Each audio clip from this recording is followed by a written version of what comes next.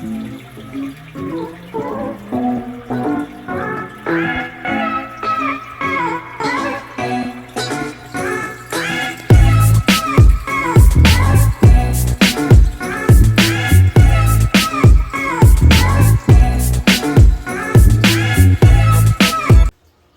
going on, my fish people? We're in the fish gallery. I'm going to start today's video off with the 10-gallon tank, which is right here. The 10-gallon tank pretty much fell apart. And it's fell apart since we moved in the new house. Sorry about the camera angle and all that stuff, but 10-gallon tank used to be one of my best tanks. If you go back and watch a lot of my older videos, you'll see I had no issue with this tank. But since moving here, house wasn't meant for 4 and 5, 6, 7, 8, 9, 10 fish tanks, so it's been giving me issues. So we moved the plotties out of here. We put them into that tank over there. They're doing great. They survived. Both tanks, that tank and this one here, got a water change.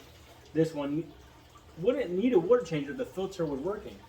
So many, like on the A filter for this fish tank here, and they all just stop working. I changed the extension cords to see if that was the issue, and it still happened even after changing the extension cord. So at this point, I don't know what's causing it. So this is what it looks like right now. It's just a cloudy mess. The gourami is going over here. I don't really want to put him over here because I feel like the tank has met its cap. Like, just check these guys out. They're really cool. They're enjoying the tank.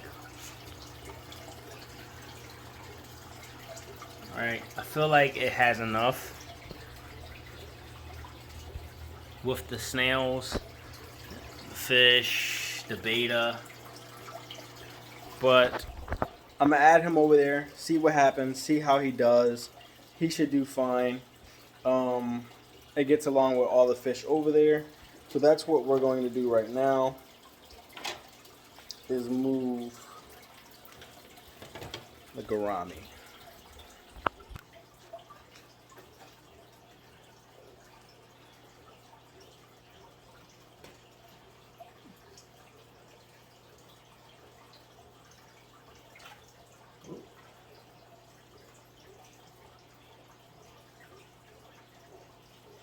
Got the gourami and moving it.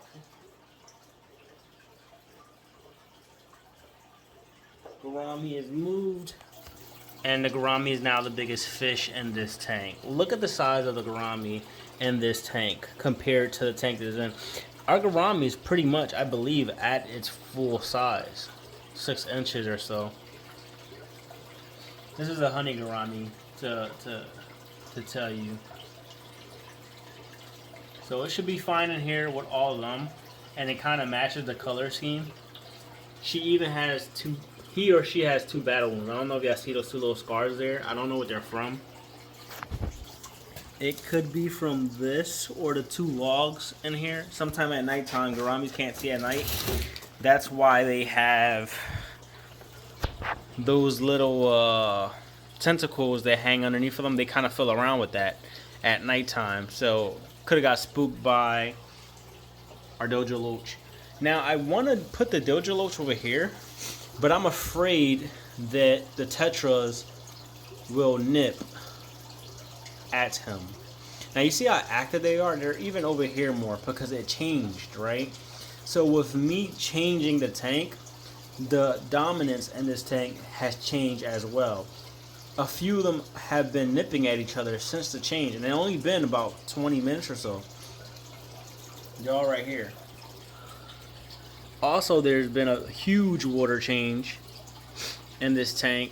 So I don't know if I have males or females. You know, they can be preparing for that. I know a lot of times water changes can cause fish to want to do some things and mate. But I kind of want to put them over there until I can handle this hair.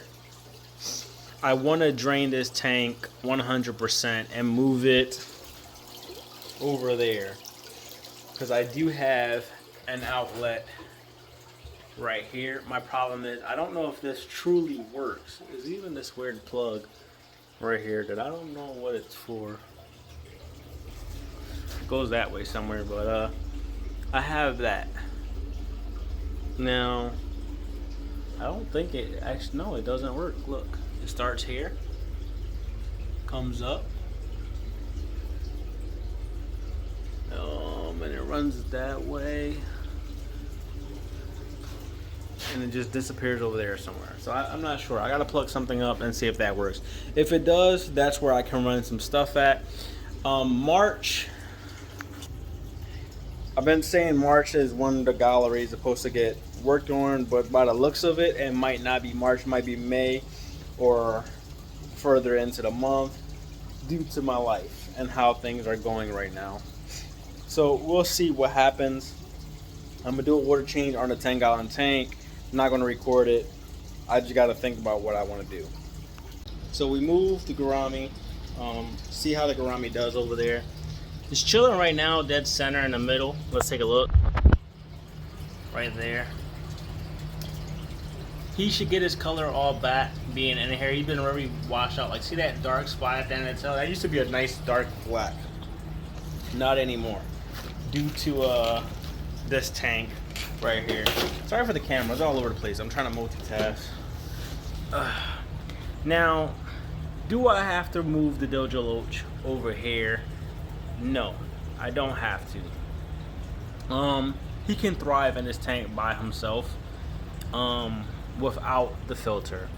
I've done videos where tanks don't necessarily need a filter, but this tank is not in that area where it can truly survive like that. I will have to do more water changes.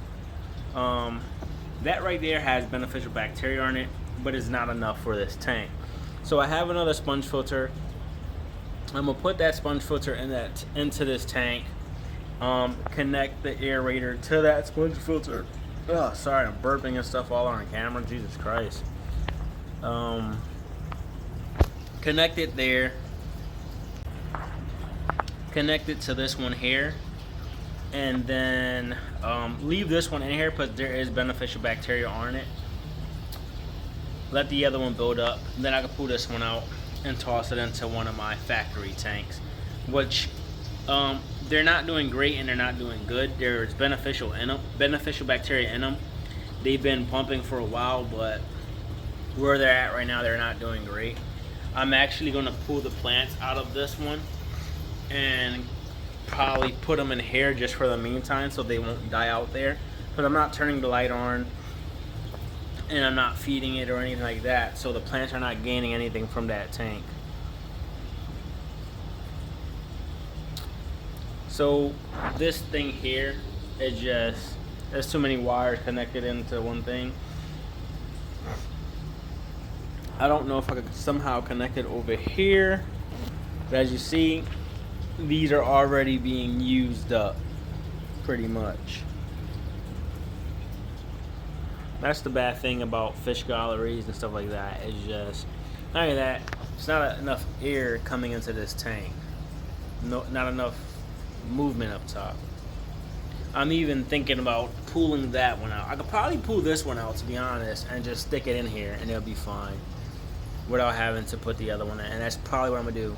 So I'm gonna do a water change real quick. We'll be back. And this is the 10-gallon tank for right now. I canceled out our beta bowl. Well, it was supposed to be a cherry shrimp tank. I'm gonna cancel out, let that just sit there, whatever. Because this is more important, right? I got a fish that's living in here. This fish is more important. I put the filtration that was over there, the sponge filter thingy device, I put it over here.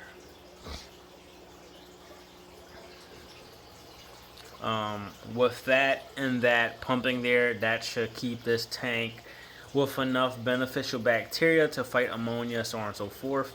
With him and just 3 or 4 snails, which is living in here, he should do fine. I keep up with the water changes. The plant should deal with some of the other issues that come with the aquarium. But at the end of the day, it comes down to the fish, and we have to be able to make the time to take care of our fish and fix problems. And that's the main thing with having fish and having aquatic animals and pets in general. You have to be able to make decisions very quickly, guys, because their life depends on it pretty much. Yeah, so this is him. He's a lot bigger than what he looks like right here. Pretty much, he's bigger than my phone. So I have a Android Galaxy Note 10, and he's bigger than that. So he's a good 6.5 inches. They can grow bigger than this. 55-gallon tank will come soon. He will be going in it, without a doubt.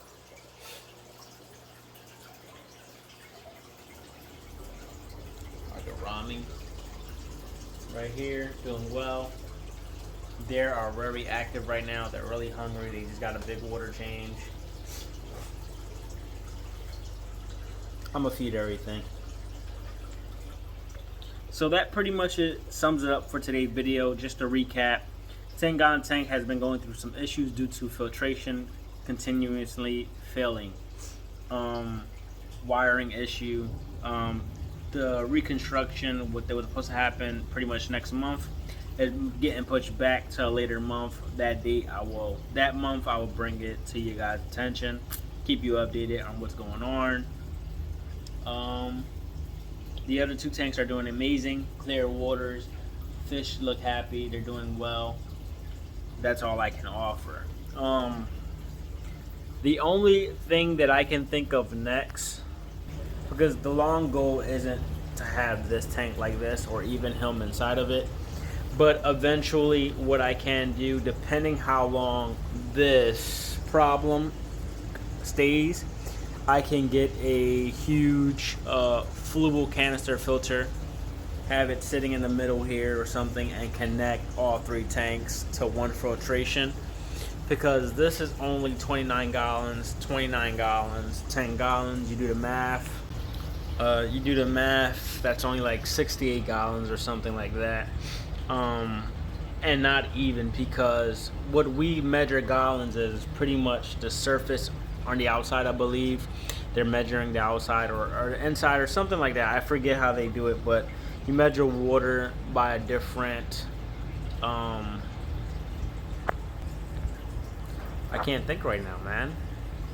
Water's measured different than how you would measure from here to here. So if you look at this, it's not even filled completely 10 gallons, right? It's that much room. Same thing over there. I'm not using all 29 gallons. I'm not using all 29 gallons. They're all different size tanks. Both of these are 29-gallon tanks, but different dimensions. All that plays a part. So I can go ahead and get like a 200-gallon fluval canister filter and wire it up to where they're all connected, and all I gotta worry about is doing the water changes and cleaning out the canister filter every couple of months. And that fish right up there, all the way in the back, that one going down, swimming a little weird, so I'm gonna keep an eye out on that one.